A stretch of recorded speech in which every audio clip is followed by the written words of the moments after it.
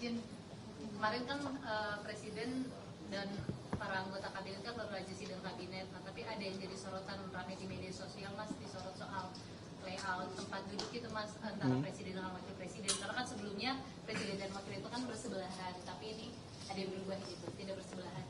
Mungkin bisa ditanggapi Mas? Baik, terima kasih pertanyaannya, tapi sebelum saya menjawab mengenai masalah layout, sebagaimana yang kemarin kami sampaikan bahwa Bapak Presiden kemarin tanggal 20 Juli 2026 mengadakan atau memimpin sidang kabinet paripurna pertengahan tahun, atau kalau ada istilah biasanya setelah selesainya semester pertama dalam 1 tahun. Yang perlu juga kami informasikan bahwa sidang kabinet paripurna sebelum yang kemarin itu dilaksanakan pada tanggal 13 Maret kalau kami tidak salah 2026, jadi kurang lebih 4 bulan yang lalu. Jadi ini adalah sidang kabinet paripurna rutin yang diselenggarakan oleh Bapak Presiden. Berikutnya karena ini tadi yang kami sampaikan bahwa ini sidang kabinet paripurna di semester pertama, memang Bapak Presiden mengambil kesempatan itu untuk yang pertama tentu melakukan evaluasi terhadap seluruh program-program prioritas yang tengah dijalankan oleh pemerintah, sekaligus memberikan arahan untuk dilakukan percepatan-percepatan terhadap program-program prioritas yang harus diselesaikan di semester kedua. Dan memang Bapak Presiden kemarin di dalam sidang kabinet paripurna ingin memberikan penjelasan mengenai apa saja yang telah dicapai oleh pemerintah selama kurang lebih, kalau kita bicaranya masa pemerintahan beliau adalah 20 sampai 21 bulan. Kalau kita bicara tahun 2026, sebagaimana tadi kami sampaikan adalah semester pertama. Nah, di situ karena beliau ingin menjelaskan banyak sekali program, maka kemarin kalau saudara-saudara perhatikan, karena banyaknya program itu juga harus diikuti atau didukung dengan data-data, maka kemarin beliau kan menggunakan alat bantu namanya teleprompter. Nah, itulah yang kemudian kenapa pertanyaan yang secara layout, kalau saudara-saudara kemarin perhatikan adalah Bapak Presiden berada di tengah-tengah, dan kalau yang dipertanyakan adalah posisi dari Bapak Wakil Presiden, kalau menurut kami ini hanya masalah kebutuhan teknis semata, tidak ada hal-hal lain yang mungkin perlu dikhawatirkan. Yang paling penting justru bagaimana secara substantif apa yang disampaikan oleh Bapak Presiden pada seluruh jajaran adalah memberikan penilaian, memberikan evaluasi, menyampaikan prestasi-prestasi Kabinet Merah Putih yang selama kurang lebih 21 bulan diberikan kepercayaan di bawah pimpinan Bapak Presiden Prabowo dan Wakil Presiden Bapak Gibran Rakabuming Raka. Sudah banyak sekali prestasi-prestasi yang berhasil dicapai, dan tentunya diakhiri dengan bagaimana beliau menghendaki untuk kita di sisa semester yang kedua ini melakukan percepatan-percepatan terhadap program-program prioritas yang masih harus kita kebut pelaksanaannya. Demikian. Jadi tidak ada kaitan dengan anggapan bahwa posisi Presiden dan Wapres tidak setara gitu ya Mas? Tidak ada, sama sekali tidak ada, sama sekali tidak ada. Kami pada posisi kita sekarang sedang kompak-kompaknya, sedang semua berusaha keras mencapai apa yang menjadi garis dari Bapak Presiden, menjadi garis dari program kerja dan prioritas nasional semata-mata semua untuk kepentingan masyarakat, kepentingan bangsa dan negara. Dan tentu kita menyadari masih banyak juga permasalahan-permasalahan yang dihadapi oleh masyarakat dan dihadapi oleh bangsa kita. Jadi tidak ada sama sekali. Artinya nanti kalau ada sidang kabinet lagi, posisinya akan kembali berdampingan atau? Ya nanti kita lihat nanti. Demikian. Selanjutnya soal Cukup. Jampitsus, Mas. Kenapa sampai saat ini belum ada pengganti Jampitsus yang definitif, masih sampai saat ini masih diduduki oleh PLT? Ya baik, kembali kami sampaikan bahwa minggu yang lalu Bapak Jaksa Agung telah secara resmi berkirim surat kepada Bapak Presiden berkenaan dengan usulan nama pejabat Jaksa Agung Muda Tindak Pidana Khusus yang beberapa waktu yang lalu yang bersangkutan yang saat itu menjabat mengajukan pengunduran diri. Nah, dan waktu itu kami juga menyampaikan bahwa kami mohon waktu untuk dibahas sesuai dengan mekanisme di tim penilai akhir, dan insya Allah 1-2 hari ini sudah akan ada keputusan dan Bapak Presiden akan menandatangani kepres pengangkatan pejabat yang baru. Demikian. Mas Pras, terkait dengan yang viral akhir-akhir ini kan Menteri PU dikritik dengan yang bahasanya begitu, ada yang bilang selengean dan lain sebagainya. Nah, evaluasi dari Istana sendiri mungkin sudah ada? Ya, kalau berkenaan dengan evaluasi kepada seluruh kementerian maupun kepada pejabat menterinya, memang rutin terus menerus kita lakukan evaluasi dalam artian saling berkoordinasi, dalam artian saling memberikan masukan, karena ada beberapa hal yang memang tergantung konteksnya ya. Kalau evaluasi dari sisi kinerja itu ada sendiri, bagaimana cara kita kemudian mengevaluasi. Tapi kalau pertanyaan tadi adalah mengevaluasi dari sisi bagaimana cara berkomunikasi, apalagi yang berkenaan dengan karakter masing-masing, itu juga tentunya parameter atau indikator dan cara mengevaluasinya berbeda. Jadi kalaupun ada yang berkenaan dengan masalah menteri, salah seorang menteri yang kemudian dianggap cara menyampaikan sesuatu ke publik itu dianggap kurang pas, nah itu menjadi catatan untuk nanti kami komunikasi dan kita berharap akan diperbaiki gitu. Demikian. Mas, soal Kepres yang Jampitsus itu, kabarnya sekalian sama 3 pejabat lainnya selain Jampitsus, ada Wakil Jaksa Agung dan juga 2 lagi mungkin apa? Ya, sebagaimana kami sampaikan memang ada beberapa nama yang diusulkan, tetapi kami mohon besok saja setelah Kepres ditandatangani, karena biarlah menjadi keputusan terlebih dahulu untuk nanti kami sampaikan kepada teman-teman media dan kepada masyarakat. Pesan khusus dari Pak Presiden kepada Pesan khusus Bapak Presiden kepada Jampitsus yang baru? Ya, belum ada. Tapi nanti pada waktunya pasti akan ada pesan-pesan khusus dari beliau. Pemilihan Jampitsus ini merupakan wewenang dari Pak Presiden langsung. Ini sudah ada komunikasi dan penunjukannya, pertimbangannya seperti apa melihat untuk memulihkan kepercayaan publik gitu, Mas? Ya ada dong, tapi kan tidak berkenaan dengan hal tersebut. Mungkin mohon maaf tidak bisa semua kami sampaikan ke publik, tapi bahwa proses seorang Bapak Presiden kemudian di dalam mengambil keputusan tentunya kan banyak hal yang menjadi pertimbangan, dan banyak juga beliau meminta masukan-masukan maupun pendapat-pendapat dan tentu penilaian-penilaian dari banyak pihak. Mas, soal Babinsa diminta untuk mengawasi pajak itu sejauh mana Mas pembahasannya, Mas? Kemudian sama wacana Presiden mau meresmikan pabrik motor listrik itu kapan Mas rencananya? Kalau mengenai Babinsa saya kira belum ya. Kemarin juga Dirjen Pajak juga sudah memberikan penjelasan. Kalau berkenaan dengan motor listrik nasional ya. Nah, berkenaan dengan motor listrik nasional nanti pada waktunya akan kami sampaikan dalam waktu dekat. Mungkin akan ada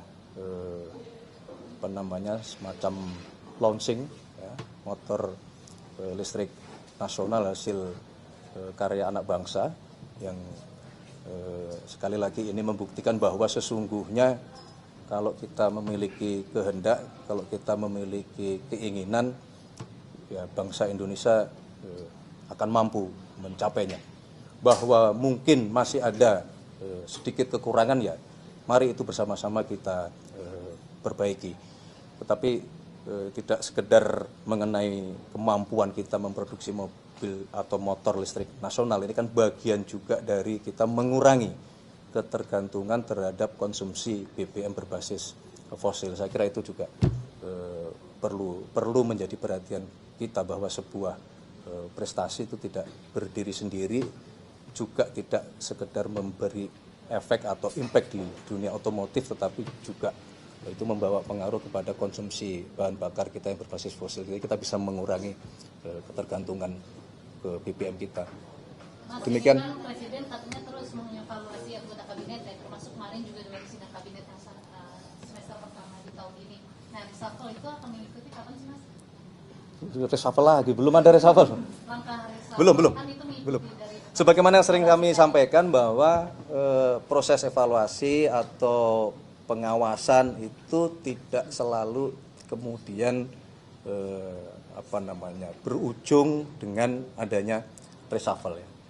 Jadi monitoring, pengawasan, evaluasi itu dalam konteks tadi yang sudah kami jelaskan, bahwa konteksnya adalah untuk memastikan program-program di setiap kementerian masing-masing dijalankan dengan benar, dijalankan dengan cepat, dijalankan dengan tata kelola yang baik, dijalankan dalam semangat untuk menyelesaikan masalah-masalah yang dihadapi oleh masyarakat. Jadi itu tidak selalu makna dari evaluasi itu adalah selalu berujung terjadinya pergantian atau reshuffle. Oke, terima kasih ya, cukup ya. Terima kasih. Ini katanya kan Menteri UMKM akan mengubah ojol statusnya sebagai UMKM. Tapi sejauh ini itu apakah benar dan sudah sejauh mana progresnya kalau memang Perpres itu akan ditekan dan kapan mungkin, Mas? Belum. Jadi apa yang disampaikan oleh Menteri UMKM adalah salah satu wacana yang memang sedang kita bicarakan bersama-sama dalam rangka penyempurnaan dari yang waktu itu sudah pernah kita sampaikan, bahwa kita menggagas apa yang disebut dengan Perpres untuk mengatur masalah ojol. Tetapi memang kami minta waktu karena dalam perjalanannya ini banyak beberapa yang memang harus kita cari formulanya, kita harus cari titik temunya. Tetapi berkenaan dengan beberapa kebijakan kami mendapatkan feedback dan laporan bahwa contoh berkaitan dengan masalah potongan itu yang turun di 8% itu sudah berlaku, dan sudah kami juga menerima laporan bahwa beberapa saudara-saudara kita yang berprofesi ojol juga sudah mendapatkan manfaat dari kebijakan itu. Jadi paralel semua sedang kita kerjakan gitu. Tapi pertimbangan ini diubah ke UMKM itu sebenarnya dasarnya apa, Mas? Pertimbangan ojol ini diubah ke UMKM ini dasarnya apa, Mas? Ya adalah, itu kan bagian dari bagaimana kita memastikan ekosistem transportasi kita yang terwujud dalam bentuk kegiatan ekonomi yang bentuknya jasa transportasi. Nah, itu terlindungi dari semua hal, baik dari sisi pendapatan, kemudian baik dari sisi hak-haknya yang melekat, dan termasuk juga dari kepastian masa depannya, karena ini kan perusahaan-perusahaan jasa transportasi yang kemudian bisa juga karena keadaan tertentu nanti akan mempengaruhi performa perusahaannya, yang ini juga dipikirkan oleh pemerintah kan begitu. Itulah kenapa kemudian kami mohon waktu untuk itu, masih kita mau coba sempurnakan sehingga satu peraturan sudah dapat mengatur dan memastikan perlindungan kepada semua saudara-saudara kita yang profesi di jasa transportasi. Gitu ya, oke ya. Terima kasih. 17-an Mas Pras. Besok sesuai dengan agenda, Bapak Presiden akan memimpin upacara Prasetya Perwira TNI dan Polri di Istana Merdeka pada pukul 8 pagi. Sama kan tahun lalu 20.000 ya. Kalau yang akan menjadi perwira tahun ini berapa? Siapa yang Karena ada perubahan nanti kami cek ya, kurang lebih di kalau kami tidak keliru di kurang lebih di 1.500. Tapi nanti kami coba cek kembali karena ada penambahan jumlah peserta didik atau jumlah taruna gitu. Mas, jangan 17-an. Oke, terima kasih.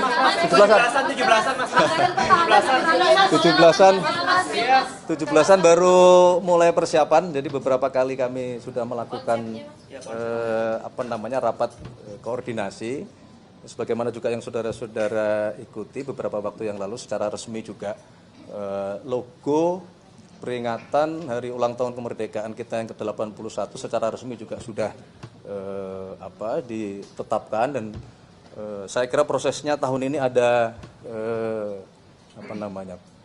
perbedaan sedikit karena di dalam hal penentuan kita melibatkan partisipasi masyarakat, partisipasi publik untuk sama-sama memilih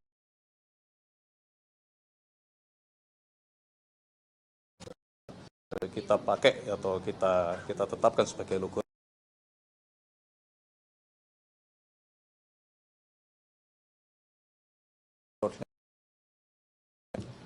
Pelaksanaan upacara ya, maupun kegiatan-kegiatan tambahan lainnya. Musik-musiknya mungkin Ya, tambahannya apa? konsepnya.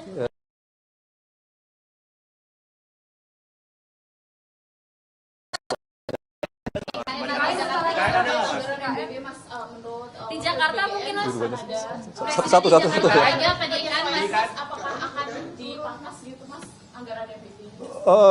Jadi gini, kalau pertanyaannya berkenaan dengan anggaran MBG, Menteri Keuangan juga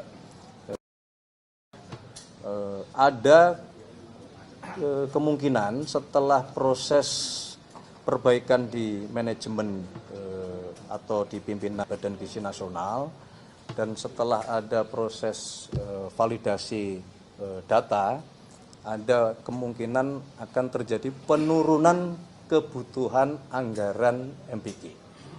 Kalau yang sampai 30, kalau anggaran estimasi pertahanan Mas 35 ini juga ramai kan anggaran. Presiden pas di Malang bilang kemungkinan anggaran pertahanan akan turun dan anggaran kepolisian. Misalkan kemungkinan ya, kemungkinan itu kan artinya kalau memang dalam situasi yang